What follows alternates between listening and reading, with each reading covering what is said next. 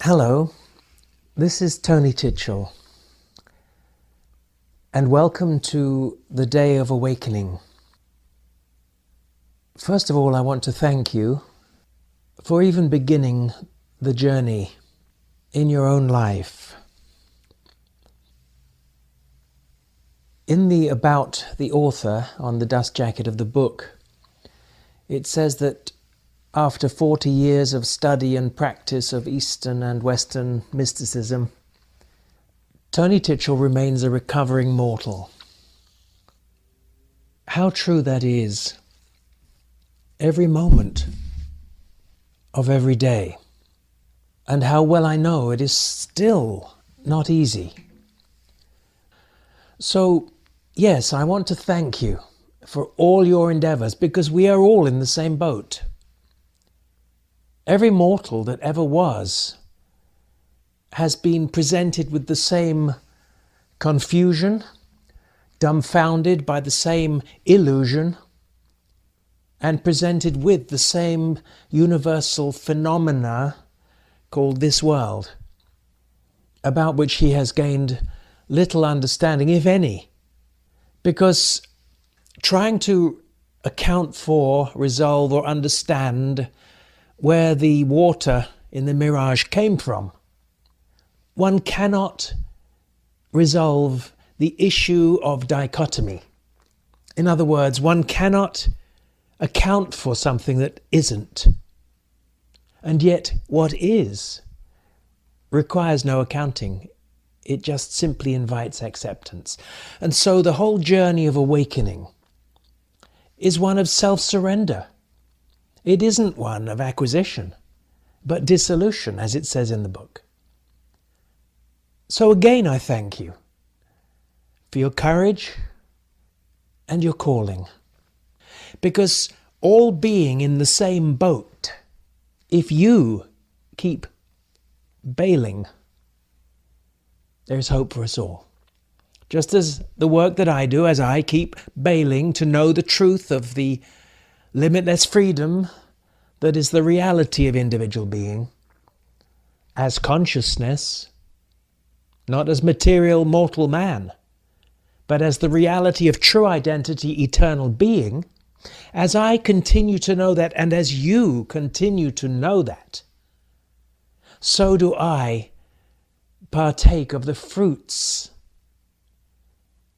of what are becoming your freedom in the world.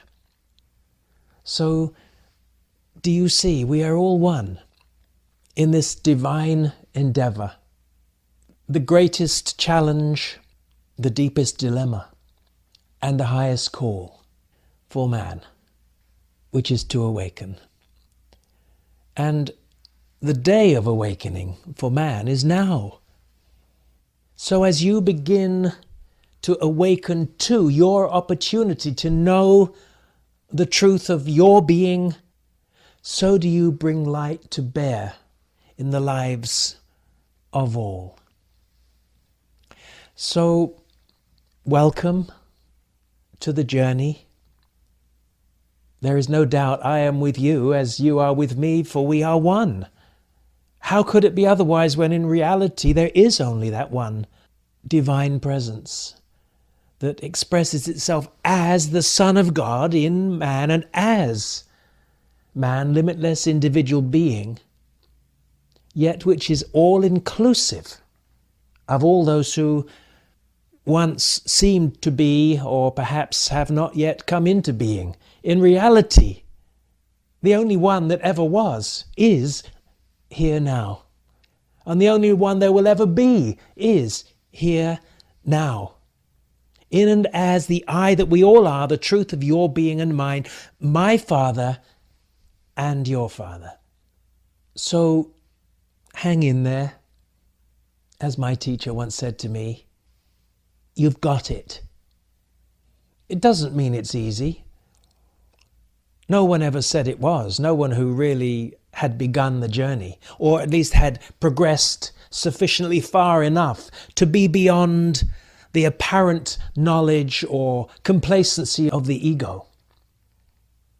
No, this is a path of surrender.